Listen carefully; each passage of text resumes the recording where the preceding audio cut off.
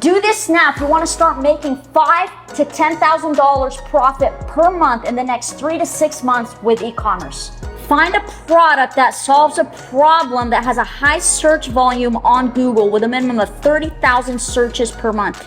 This product right here gets 40,000 searches per month, which tells you it's in high demand. Then you want to go on Google Trends, put the product keyword here, and make sure that the product is not seasonal and it sells throughout the year. It's okay to have high times for the product, but it's not okay if the line hits the bottom. Once you have done that research for the product, then you want to head over to Shopify.com so you could start building your online store for the product. You can get literally 3 months for $1 per month. Then you want to start creating your awesome landing page through Shopify so you can start driving customers to your website and they can purchase the product. Then you want to create a Google Merchant account. Then you want to create a Google Ads account and then start advertising your product on Google for huge returns.